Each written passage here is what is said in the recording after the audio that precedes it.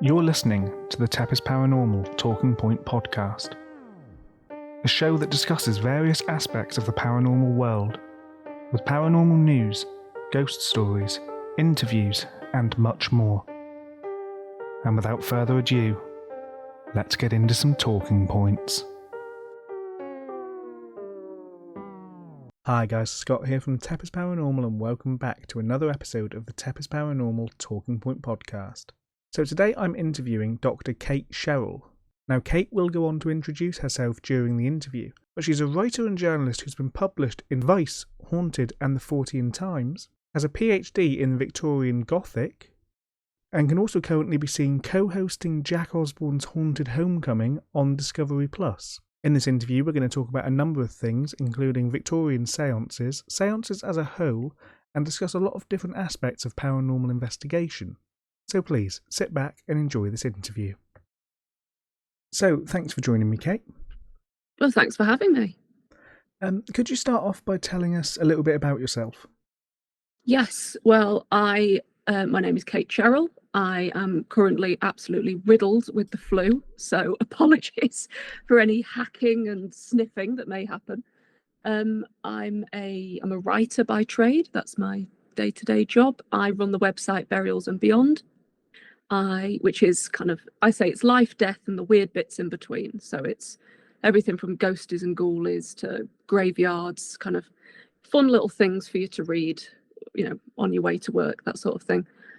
I co-present the podcast Loopholes, which is kind of a funny look at esoterotica, shall we say. I've recently finished a PhD, so I'm now a doctor in 19th century Gothic, and I can currently be seen co-presenting Jack Osbournes Haunted Homecoming on Discovery and Travel Channel and wherever it's been syndicated off to.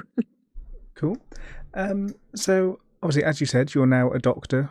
Your PhD in, was it Victorian Gothic, you said? Yes, yeah. As with all PhDs, they're kind of very long-winded, but let's broadly say kind of spiritualism in the Gothic. So it's Victorian Gothic, really. So I think that sort of leads into one of the other questions I've got here for you, which is what's your earliest memory of, the paranormal and that sort of thing? And I guess that sort of leads into that, why that's the sort of, route you went down. Yeah, well, I suppose I've always been a bit spooky and a bit odd, which I suppose many of us that find ourselves in this sort of paranormal field tend to be quite odd children. But I think it really started off, I think there was always an interest in ghost stories and things like that. And my granddad was a believer in the paranormal.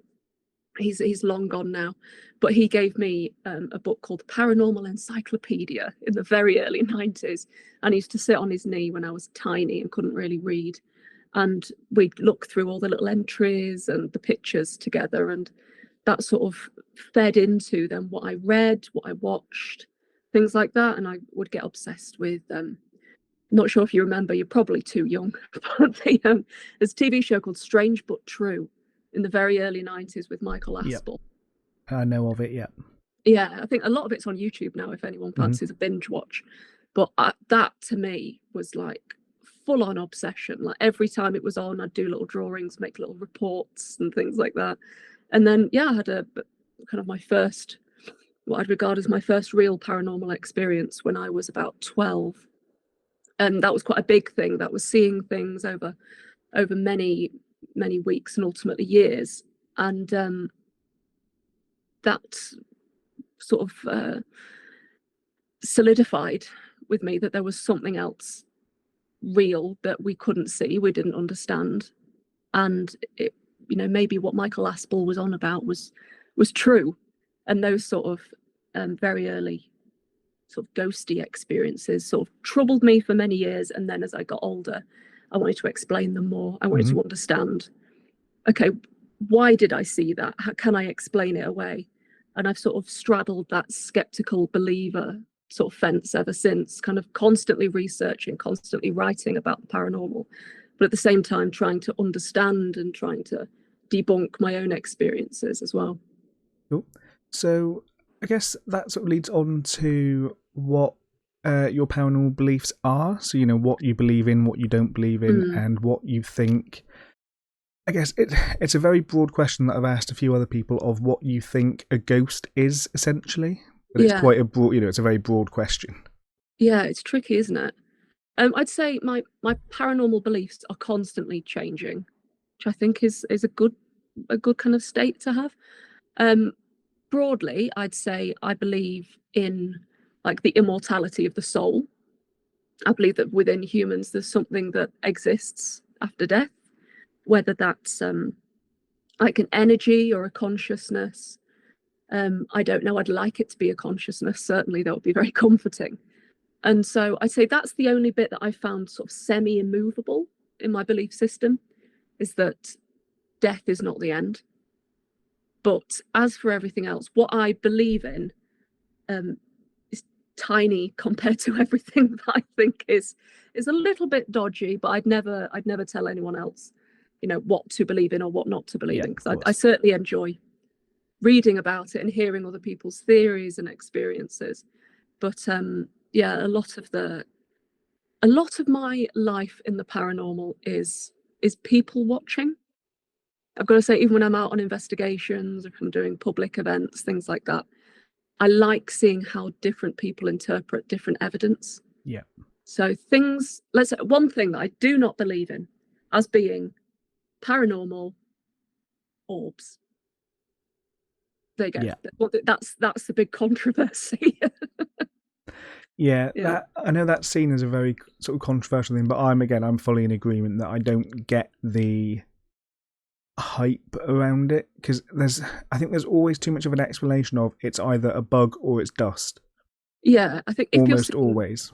Yeah, if it's kind of going to, if you're using a digital camera, like a point and shoot digital camera with flash, you're always gonna have backscatter as a probable cause. You know, if you're out and seeing orbs with your own eyes, then of course, you know, I'd never tell anyone, by the way, that's a load of drivel, you know. But certainly a lot of the evidence that I see presented, certainly online, as being proof of ghosts and the afterlife in orb form, just seems to be like a bee or snow. Honestly, when we had that snow recently, I thought, here we go, there's going to be a wave of battlefield orbs around the country. Yeah. But yeah, as for what a ghost is, I broadly say, personally, I believe it to be an energy, whether or not that energy is conscious or a memory or a loop or something like that. That I find very interesting. Cool. But yeah. So, what would you say are your favourite sort of elements of the paranormal? You know, are there any specific branches of it, you know, as an overall subject that you really enjoy? Well, as you know, I'm very much into 19th century and the Victorians and things like that. So a lot of things that spread from the spiritualism movement, like different methods of seance, I find very, very interesting. So things like automatic writing, spirit creativity, where people say that they're channeling spirits and producing art or song. I'm doing a big project on kind of people who channeled long dead composers at the minute. You know, that I find very interesting, how people kind of transform what they believe to be spiritual intervention and then create something at the end of it, you know. A bit like Patrick Swayze in the film Ghost. There you are. That's my main interest in the paranormal. I suppose things like that. I'm always interested in people, in, you know, and certainly how people interpret history. Like with a lot of paranormal locations that have opened themselves up to groups and visitors, they quite rightly, you know, put their history, whether that's bloody or tragic or whatever, you know, front and center. I find it very, very interesting how that history is then interpreted by investigators, because I think ultimately communication and words within the paranormal, and certainly how we see others, how we humanize the dead or how we commodify the dead, I think it's very, very interesting. So I'm a nosy sod, really, in the paranormal. That's what I am. Cool. So obviously leading on to that and different methods from that sort of movement, scrying is one. that obviously you did in the first episode of Jack Osbournes Haunted Homecoming. Mm-hmm. And obviously during that you saw something. Yeah. Can you Yeah. talk a little bit about that and sort of, Yeah. what you think you saw? Yeah, it was very unsettling. Well, at Welder's house, at the Osbournes house, they have the most stunning stairwell that's just covered in mirrors, the biggest mirrors you've ever seen. And so as soon as we went there, we just said, we've got to do scrying. How often do you get the opportunity to use a mirror that big? I mean, fair enough, it's nice enough to check your outfit in it, but to be able to see if you can somehow lift your own consciousness and almost sort of invite a different type of consciousness in, it just seemed like prime territory. And of course, scrying's been done for centuries and centuries. I think a lot of people will be familiar with scrying through John Dee, the Elizabethan sort of occultist, alchemist.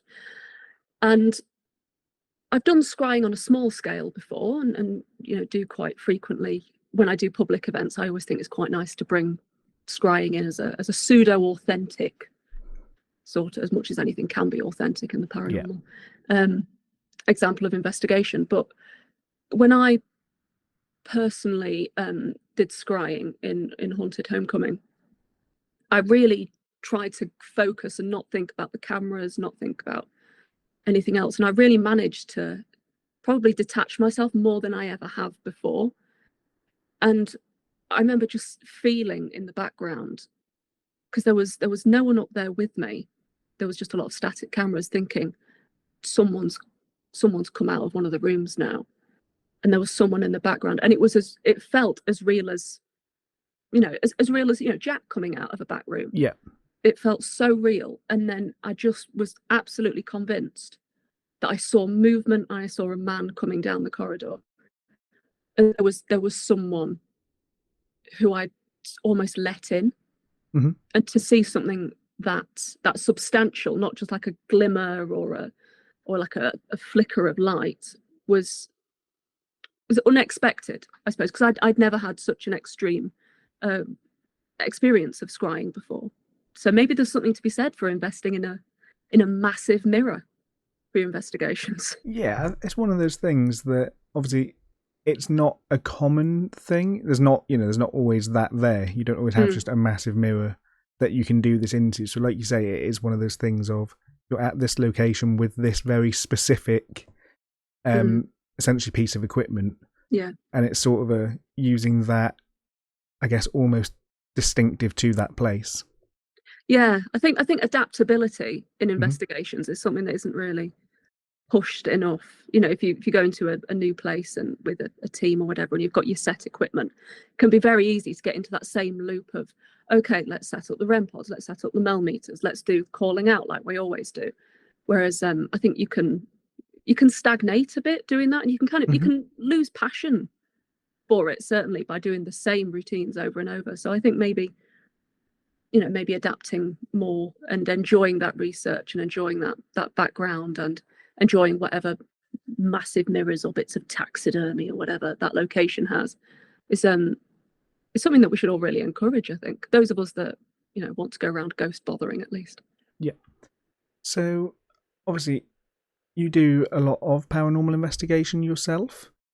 What would you say is the best or even your favourite sort of bit of evidence that you've captured?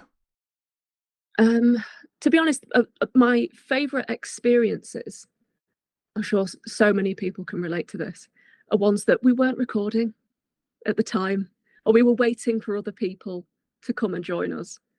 And so I think it's the sod's law in the paranormal. It's just so prevalent.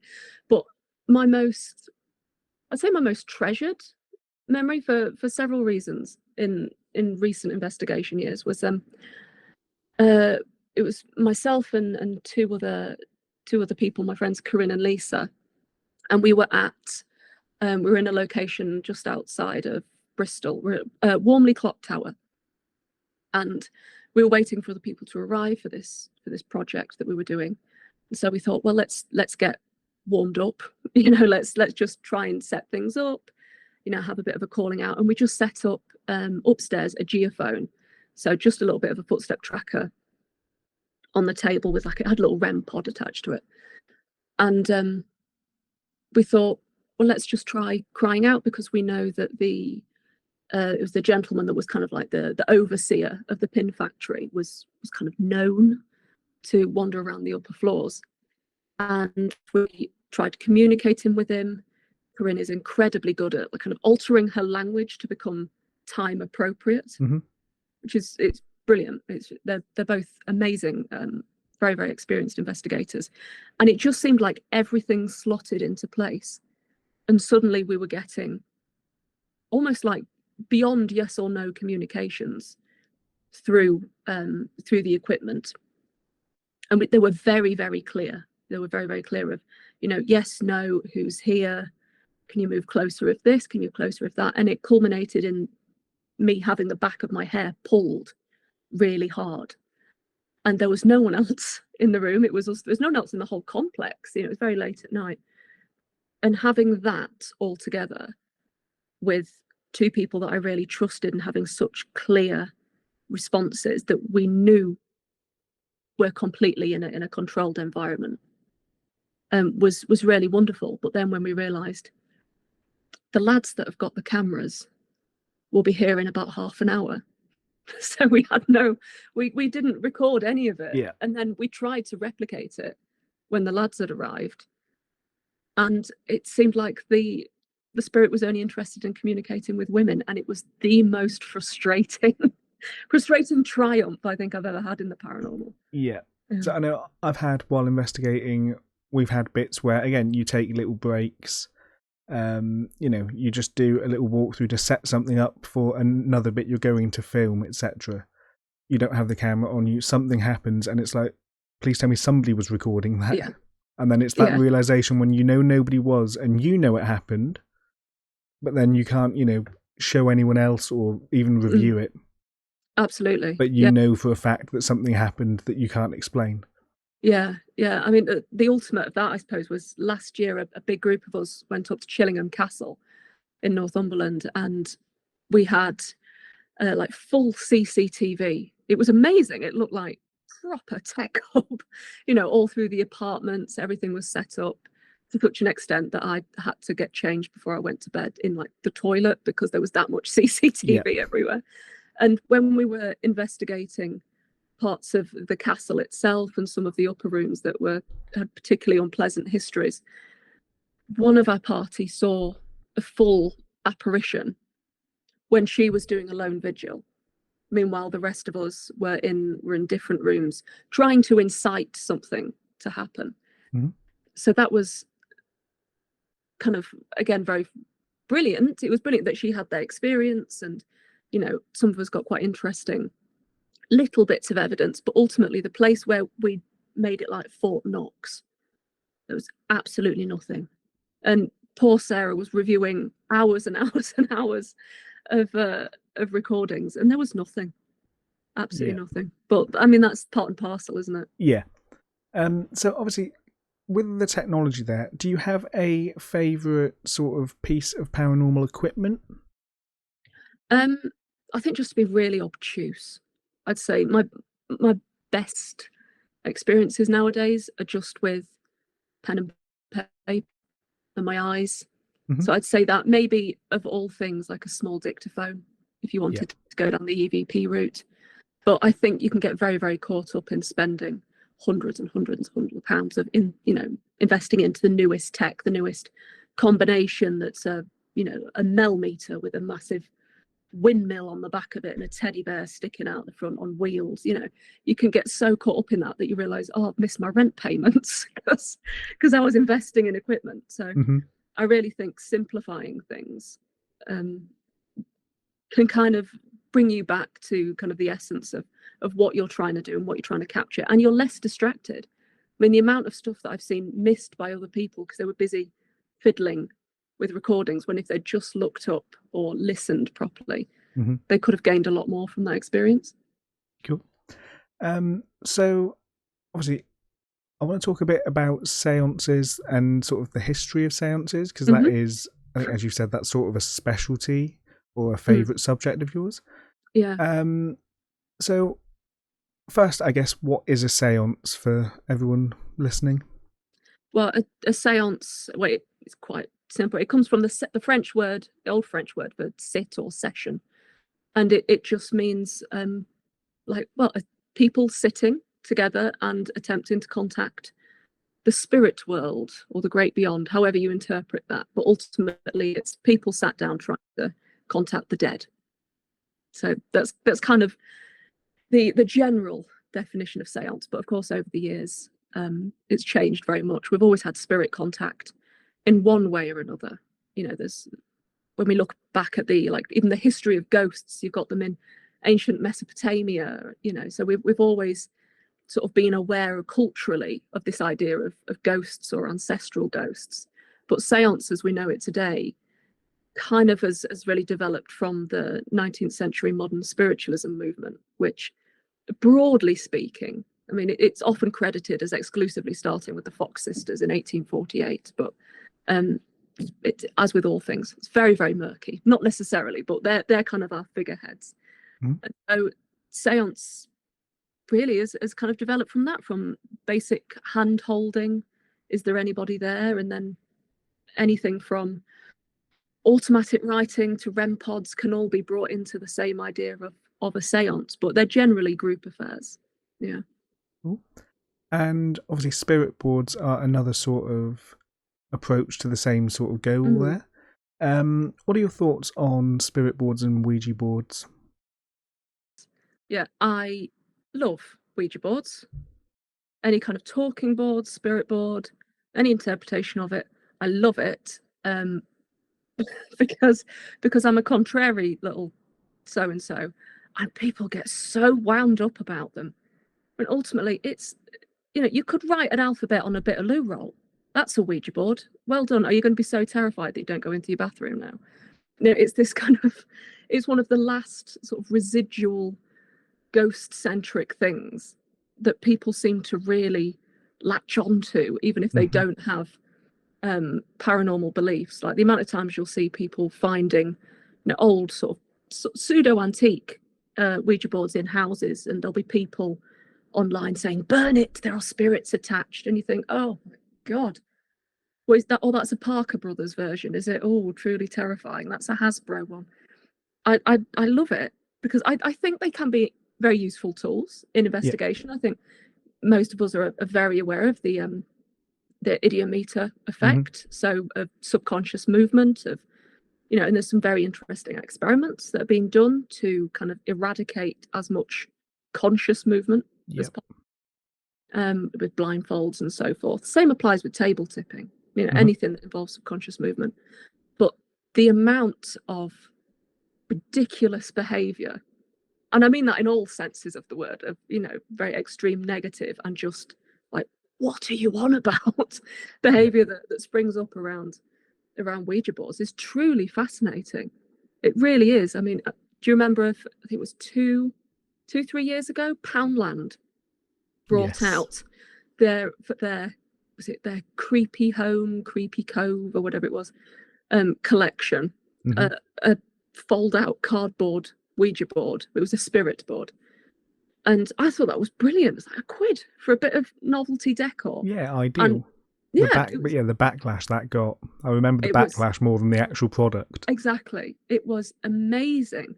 There were people going to regional papers that then got picked up by the big tabloids, saying, I wrote this big article about it called like the Great Ouija Board Debacle of 20 whatever. So people can go on burialsandbeyond.com and read that, because I have screenshots, I have receipts for dodgy behavior in that. But people were going to the papers saying, now as a professional ghost expert, I can tell you right now that the public are all simpletons, and they can't possibly understand the hellish powers that they'll be unleashing if they go to Poundland.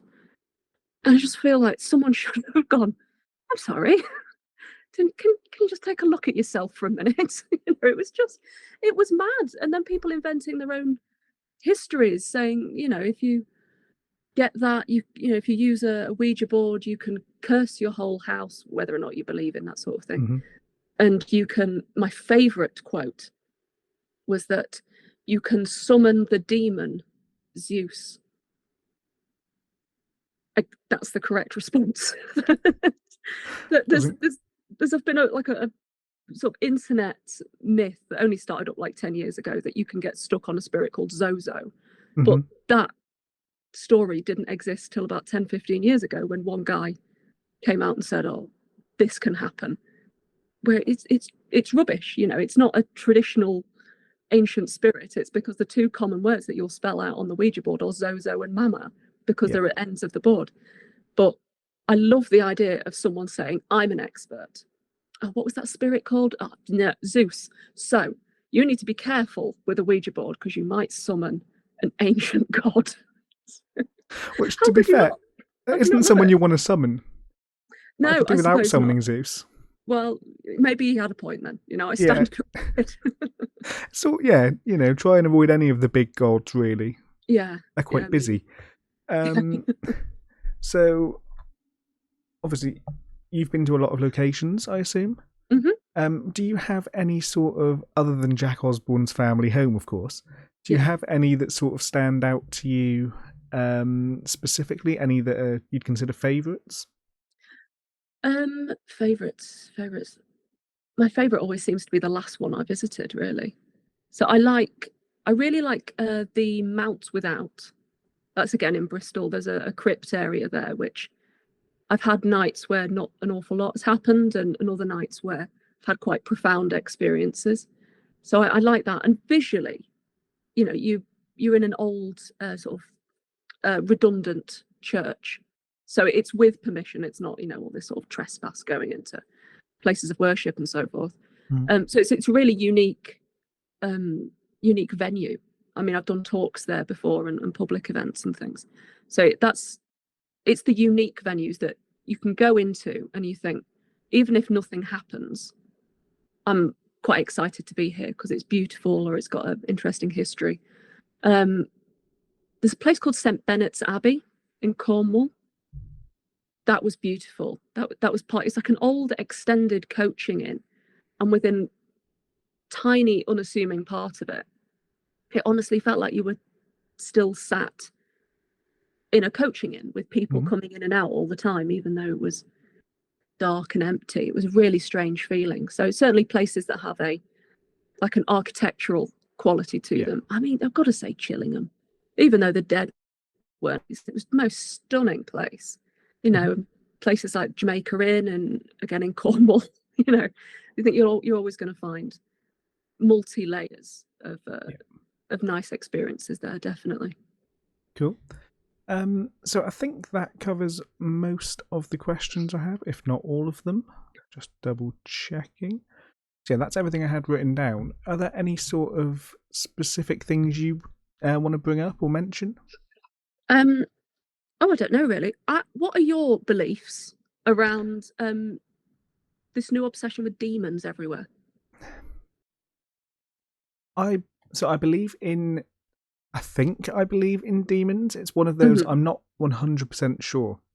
I think I believe in demons, but I'm, you know, until I actually physically interact with one myself, it's kind of I'll take it at people's word that they've interacted with demons. But I don't think they're as common as people seem to think they are, or, you know, as everything sort of gets attributed to a demon nowadays. In terms of the paranormal, especially in a lot of sort of TV shows and a lot of sort of YouTube stuff now. You know, a lot of the more produced stuff, it's always, there's a demon here. We're sensing it's like a ghosts demon. Aren't enough. Yeah, as in, you know, ghosts are impressive, and things moving or seeing shadows or even just getting, you know, intelligent responses should be enough. But it almost feels like, from a network point of view sometimes, especially for the shows that are going into, you know, their 10th, 15th season, they don't always necessarily feel like they've got enough with the ghosts because, you know, they've been doing it for so long. Yeah. And I guess that's sort of a lot of the time demons feel that they're being tacked on at the end to try and add a bit more fear into it, because ghosts aren't, I guess, because ghosts aren't really scary anymore, if you know what I mean. Yeah. They're a lot more common, I guess, than they used to be. Yeah, definitely. It seems like everything's escalating. Mm-hmm. I suppose in that sense as well, more's being expected from public events and things like that. That's certainly something that's worth touching on, is that being sort of a Gothicist, a Victorianist, when I do a lot of talks about an introduction to Victorian spiritualism, an introduction to Victorian seance, the traditions of the time. And I have felt that recently, when you present the realities of certainly performance, like mediumship in the 19th century, a lot of fraudulent performance mediumship, it's brilliant. It's really entertaining. You've got ghosts wandering around the room, carrying babies, dancing with people, stripping, all this sort of thing. And people are very keen to listen to these stories, but and appreciate that they were mainly fraudulent, cabinet seances, things being thrown over the top. A lot of it's quite clearly manufactured as an entertainment product. But those same people who want to learn more about that expect more from Victorian style seances that are being sold today. As I see a lot of them advertised, a lot of them, these group investigations with traditional Victorian seance. I think, brilliant. What does that involve? Yeah. What exactly is a traditional seance? What is a traditional ghost hunter? Because there's this, as much as we see all this tech stuff and all these escalations in, how many more bells and whistles can we add on to this EMF meter? If we're going back to basics, who's basics? Are we going to hold Harry Price up as, the ultimate ghost hunter when he himself was developing equipment? Like, how are we going to be creating, as much as we're creating new ghosts and new demons to frighten us, are we going to be creating these new pasts because the reality wouldn't excite us enough? Yeah. Because we're so used to equipment, when you're actually faced with a room of silence and a very still table, suddenly you feel like your 35 quid wasn't really worth it anymore. And I guess that's the other thing, is it's not a constant thing. You can have entire investigations where nothing happens. And it sort of is that expectation of, I guess for group events specifically, people come along, they pay to come along to an event. And if nothing paranormal happens, which again, it doesn't every time, as I think we all know, it's one of those things of, has that ruined their experience, or should that, Yeah, I mean, where would you stand? Yeah, where would you stand with like getting a refund?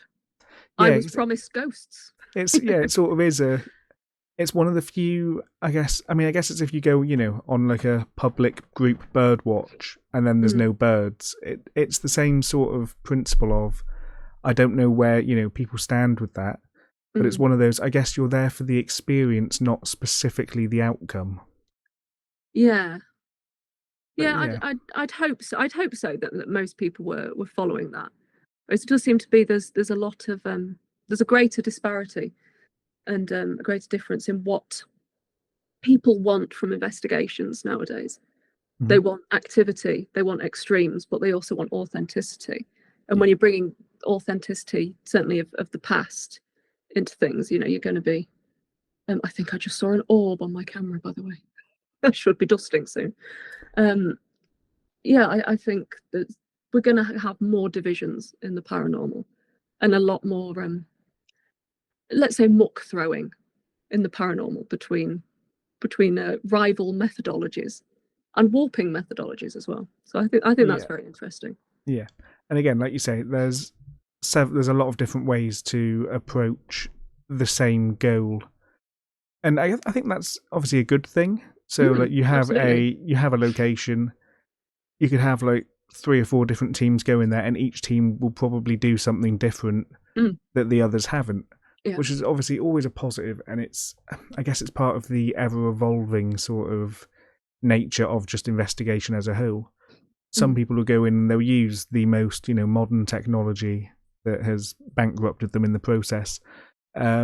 Others will use, more classic techniques. And I guess at the end, it's all trying to get evidence, and it'll all get different results, which I suppose is always a positive. Yeah.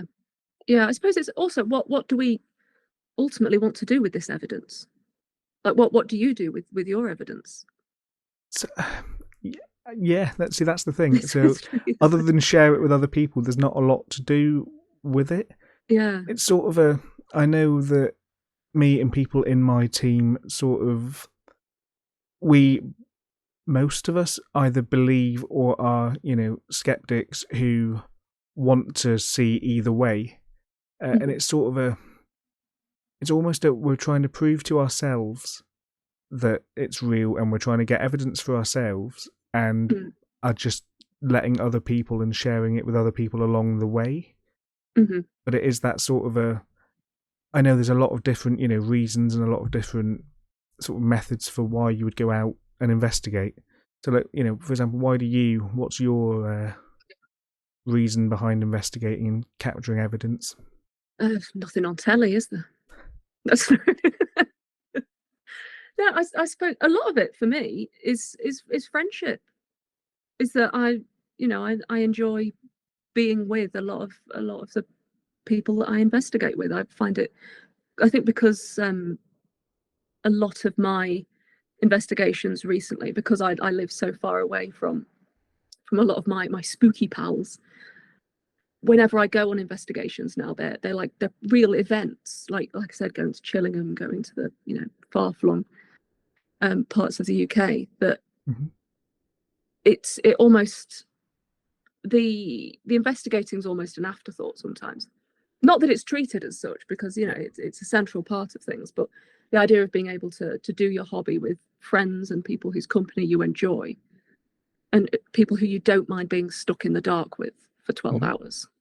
I think that's certainly an important thing for me. But with the investigations that I do, I suppose I'm not one of these people that writes up big reports. Maybe I should. I know I like seeing other people's ones. And certainly after we've done an investigation and they get, so and so wrote this up, I think, oh God, I'm so incompetent. Maybe I should have done that. But I certainly like blogging about them. And on my Patreon, whenever I do an investigation or visit somewhere spooky, immediate write up. All the good, the bad, and the good, the bad, and the selfies, they all go up. Yeah.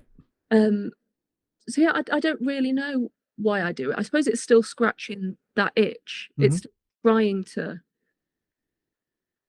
prove to myself that I'm not mad, that what I saw when I was a teenager was real, even if it's just proving it to myself. I'm under no obligation, and I don't think any of us should feel under any obligation to prove our beliefs to others, because I think you can get a bit het up with certainly the opinions of others in the paranormal, and I'm very much guilty of that, of being very concerned about what other people think of me.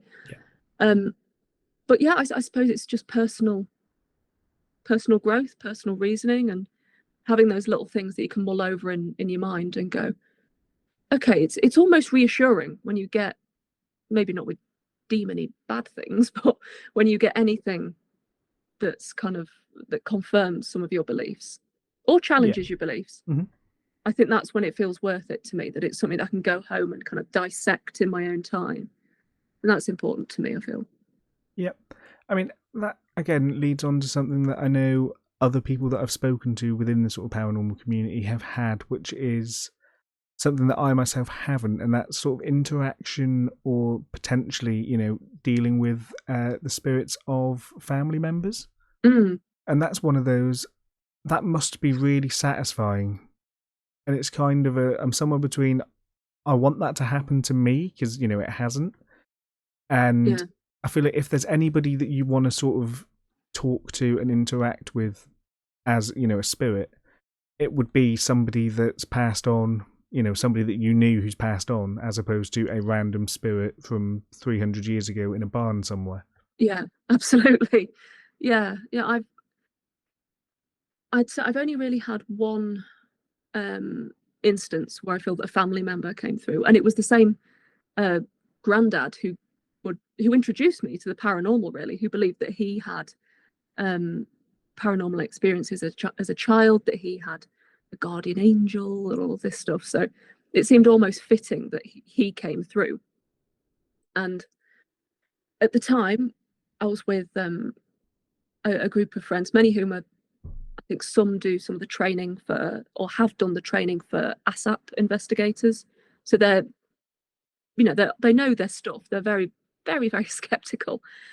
And we had this long interaction on a spirit board where the answers that were coming through, they were too real, they were too precise to be there's a plane going overhead, by the way, I'm sorry. The answers that I was getting through were too real and too precise for them to be luck. And so we ended up like blindfolding me so that I couldn't be subconsciously moving the planchette. And when my grandparents had incredibly unusual middle names, and so when that name was asked to be spelled out, and certain things about the family that were quite unusual, when they came through correctly, it affected me more than I thought it would. Because ultimately, like you say, that's what you want. You want confirmation from someone you knew, someone who you really want to talk to again. Yeah. And I thought that would make me really happy. And it did to a point, but it unsettled me a lot as well, and made me, it seemed very real all of a sudden. Like you say, when you're not speaking to a 300-year-old ghost in a barn, and it's actually someone you spoke to a few years ago. When it's when it's personal to you, it is that, I guess it just feels a lot more raw and the emotions are a lot higher. So it definitely. is sort of a, let's say when you're talking to somebody who you have never known, who's been dead for hundreds of years, when you're interacting with that spirit, it's kind of a, this is cool, I'm having a good time, this is something, I'm learning stuff. Whereas when it's somebody, like you say, that you were talking to a few years ago, who's no longer with us, it's like, hang on, this is actually sort of impactful and, deep hitting. Definitely, yeah. Yeah, it sort of leaves an after effect. Yeah. So I think that brings us to the end. Thank you so much for joining me. Well, thank you for having me. I'll put some links to all of your socials, your Patreon and your website in the description of the YouTube video of this. So anyone that wants to go check them out can. And if there's nothing else you want to add, we'll call it there. Yeah, don't tell people what to do with Ouija boards. Thank you for having me. And once again, I'd like to give a massive thank you to Kate for taking the time to be a part of this interview. If you want to find Kate's website, Burials and Beyond, her Patreon, or her social media, I'll put links in the description down below. You can also find the show that she co-hosts with Jack Osbourne, Jack Osbournes Haunted Homecoming, on Discovery+. And that brings us to the end of this episode of the TEPIS Paranormal Talking Point podcast. I hope you enjoyed the interview with Kate. I've been Scott from TEPIS Paranormal, and I'll see you in the next episode.